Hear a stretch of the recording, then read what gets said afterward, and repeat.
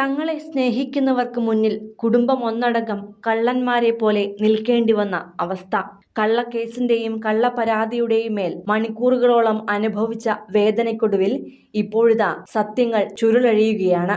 ഈ സാഹചര്യത്തിൽ CCTV ദൃശ്യങ്ങളടക്കം police പുറത്തെത്തിക്കുമ്പോൾ അല്പം വൈകിയാണെങ്കിലും നീതി കിട്ടുന്നതിന്റെയും തെറ്റിദ്ധാരണകൾ നീങ്ങുന്നതിന്റെയും ആശ്വാസത്തിൽ കൃഷ്ണകുമാർ പറയുന്ന വാക്കുകളാണ് ഇപ്പോൾ ശ്രദ്ധ നേടുന്നത്.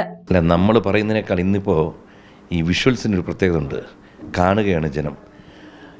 ഈ സംഭവം നടന്ന സമയത്ത് ഞങ്ങളെല്ലാവരും കള്ളന്മാരും കള്ളികളും തട്ടിക്കൊണ്ടുപോലും ബലാത്സംഗം വരെയാണ് അതിനുള്ള ശ്രമം വരെയാണ് ചാർജ് ഇട്ടിരിക്കുന്നത്.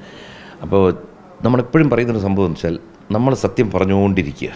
സത്യം ഒന്നേ ഉള്ളൂ. നമുക്ക് മോൾക്കൊരു സത്യം എനിക്കൊരു സത്യമില്ല. ഞങ്ങളെല്ലാം പറഞ്ഞത് ഏകദേശം ഒരുപോലൊരു വാക്കുകളാണ്. അപ്പോൾ എന്താണെന്ന് വെച്ച് കഴിഞ്ഞാൽ നമ്മളെപ്പോഴും ചിന്തിക്കുന്നതും പറയുന്നതും പ്രവർത്തിക്കുന്നതും സത്യമായി കഴിഞ്ഞാൽ സത്യം തന്നെത്താനെ വെളി വന്നോളൂ.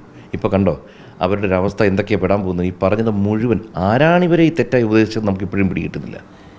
അതുകൊണ്ട് ഇനി നിയമത്തിൻ്റെ വഴിക്ക് പോവും. നമുക്കിതിനകത്ത് ഒന്നും ചെയ്യാനില്ല. നമ്മൾ പറഞ്ഞതൊക്കെ ഇപ്പോൾ കാണുകയാണ്. നമ്മളൊരു 2-3 മണിക്കൂർ ചില ചാനലുകൾ നമ്മളെ വളരെ മോശമാക്കി അവതരിപ്പിച്ചു. അവർക്കെതിരെ നമുക്കൊന്നും പറയാനില്ല. ഇപ്പോൾ അവർക്ക് തന്നെ തിരുത്തി എഴുതേണ്ടി വരും. ഇന്നിപ്പോൾ തെളിവുകൾ പുറത്തു വന്നു. അതും CCTV വീഡിയോസാണ്. നമുക്ക് തരാൻ പറ്റില്ല. പോലീസിൻ്റെ അന്വേഷണത്തിൽ കിട്ടിയ വീഡിയോസ് പോലീസ് തന്നെ റിലീസ് ചെയ്തായിരിക്കണം. ഞങ്ങളുടെ കുടുംബം മുഴുവനുണ്ട്. ഞങ്ങളുടെ ഡ്രൈവേഴ്സുണ്ട്.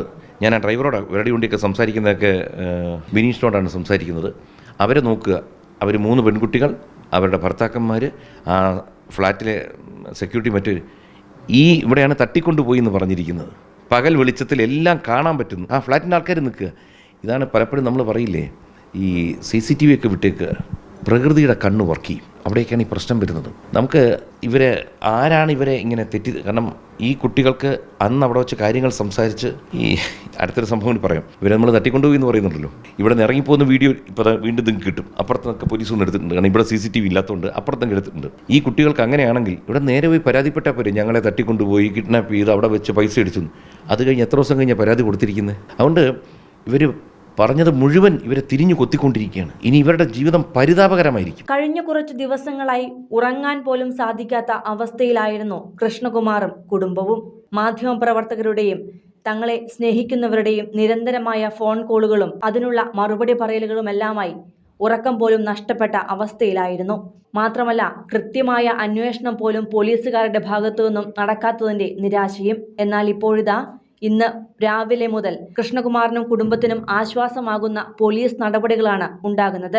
കുറച്ചു ദിവസം വൈകിയാണെങ്കിലും ഗർഭിണിയായ മകളും കൃഷ്ണകുമാറും ഭാര്യയും മക്കളുമെല്ലാം അനുഭവിച്ചിരുന്ന ആശങ്കകൾക്കും പരിഹാരമാവുകയാണ് ഇപ്പോൾ.